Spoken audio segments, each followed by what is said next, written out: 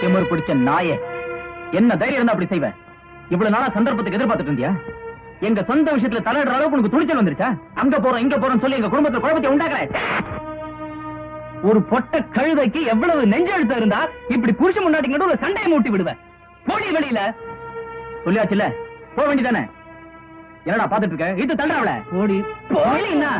சின்ன தம்பி, பெரிய தம்பி, வாங்கண்ணே வாங்க. இந்த குடும்பத்துல நீங்க தான் குழப்பத்தை உண்டாக்குறீங்களோ? பேஷ்.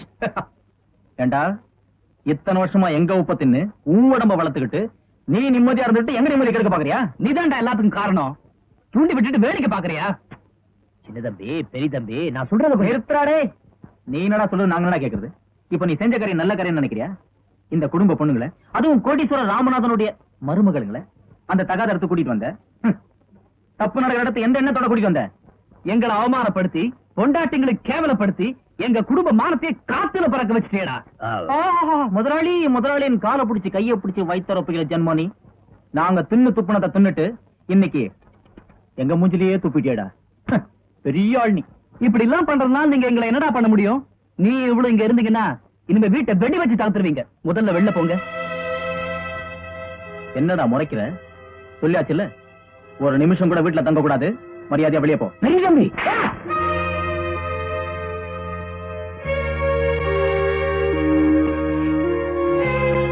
சரி தம்பி, பெரிய தம்பி, பேச வேண்டியதெல்லாம் பேசிட்டீங்கல்ல.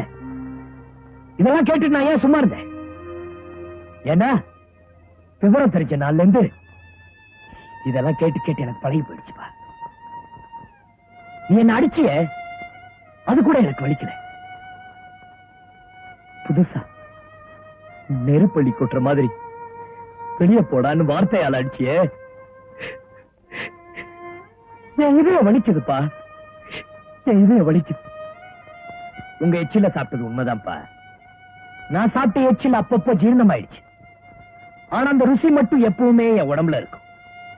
நான் இந்த வீட்டை விட்டு போக முடியாது. நான் இங்க இருக்கிறது உங்களுக்காகவோ எனக்காகவோ இல்லை, என் முதலாளிக்காக நான் இங்க இருக்கேன். இந்த உடம்புல ஓடுற ரத்தம் அவர் போட்ட பிச்சை.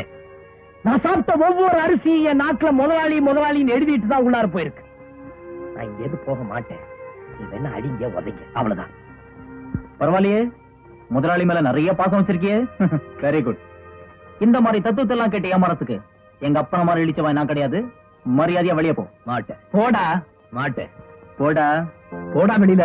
போடா. போடாண்ணா. போடா வெளியா. மாட்டேன். போடாண்ணா. மாட்டேன். போக முடியாது இல்லையா? முடியாது. முடியாதா? போடா வெளியில. சின்னதம்பி, தம்பியாவது தங்கச்சியாவது போடா வெளியே. நிறுத்துங்களா? உங்களுக்கு என்னடா வேணும்? அவன் இந்த வீட்டை விட்டு வெளியே போகணும், அவ்வளவுதானே? ஆமா, அவன் போயிடுவான்.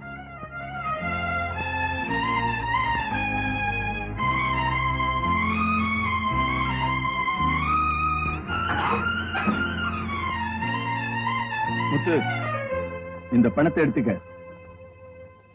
அவங்க ஒன்னு வெளியே போய் சொல்லிட்டாங்கல்ல, இப்ப நானும் சொல்றேன், இந்த வீட்டை விட்டு போயிடு.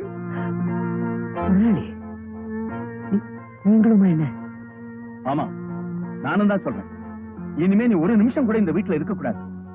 நீ இந்த வீட்டுக்காகவும் எனக்காகவும் உழைச்ச உழைப்புக்காக நான் எவ்வளவு பணம் வேணாலும் தரேன்டா. நீ போயிடு.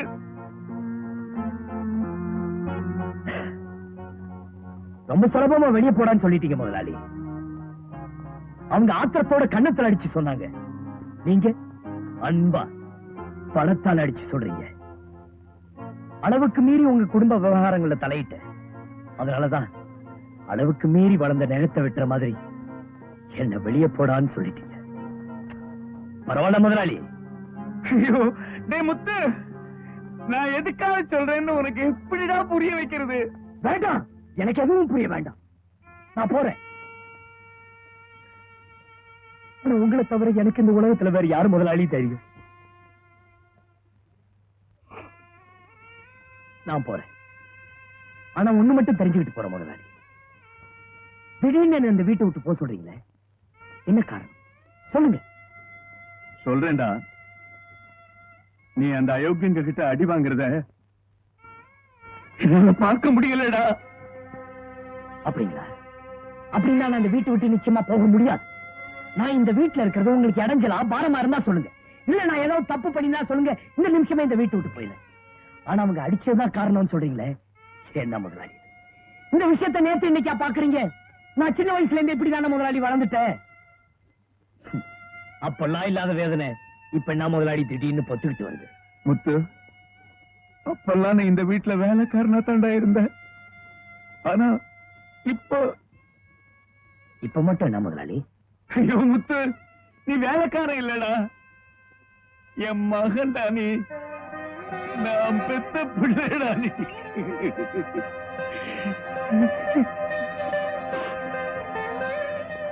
முதலாளி, நான் உங்க மகன் உங்களுக்கு இப்பதான் தெரியும்.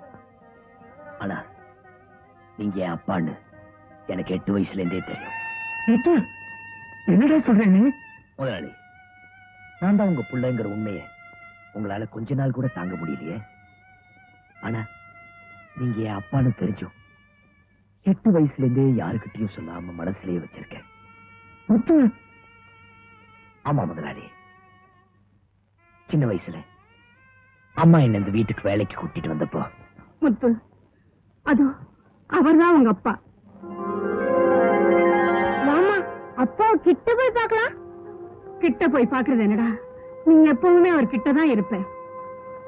அவர் உன்னை பாத்துக்கிறாரோ இல்லையோ, நீ அவரை எப்பவும் ஜாக்கிரதையா பாத்துக்கணும். அவரா உன்னை பிள்ளைன்னு தெரிஞ்சுக்கிற வரைக்கும் நீயா உன்னை பத்தி எதுவுமே சொல்லக்கூடாது. அப்பான்னு கூப்பிடவே கூடாதம்மா.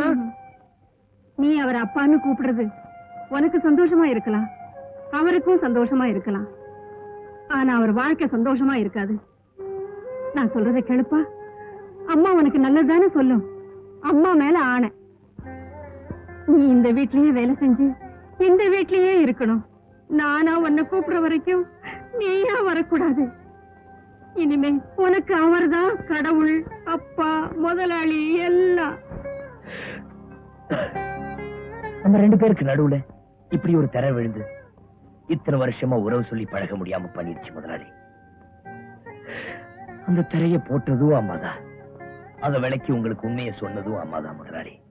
ஏய், அம்மா அம்மான்னு வாய் நிறைய சொல்றீங்க, என்ன அப்பான்னு கூப்பிடக்கூடாதா? முதலாளி, என்னால உங்களை அப்பான்னு கூப்பிட முடியாது. எனக்கு விவரம் தெரிஞ்ச நாள்ல இருந்தே என் நாக்கு அப்படி புரண்டதில்லை. அம்மாவுக்கு அடுத்தபடியா எனக்கு தெரிஞ்சது எல்லாமே முதலாளி தான். அப்பா, முதலாளி, இவங்க 2 பேர்ல யார் வேணும்னு கேட்டா நான் முதலாளி தான் வேணும்னு சொல்றேன். சின்ன வயசுல இருந்தே அப்பா பாசத்தை அனுபவிக்காத பாவி ஆயிட்டேன். அப்ப இருந்தே எனக்கு முதலாளி மட்டும்தான் தெரியும். என் நாக்கு மட்டும் இல்ல, என் நாடி நரம்பு எல்லாமே முதலாளி முதலாளி தான் எப்பவுமே துடிச்சிட்டு இருக்கும். ஏன்னா அது எனக்கு பழகி போச்சு. மூத்த மகனா இருந்து செய்ய வேண்டிய கடமைய ஒரு வேலைக்காரனா இருந்து நான் செய்யறேன்.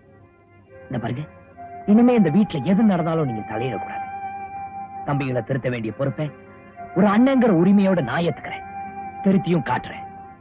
முதலாளி, இன்னொரு விஷயம், நல்ல சந்தர்ப்பம் வர வரைக்கும் நான் உங்க மகன் யாருக்கும் தெரிய வேண்டாம். முத்து, பணத்தை எடுத்து உள்ள வைங்க முதலாளி.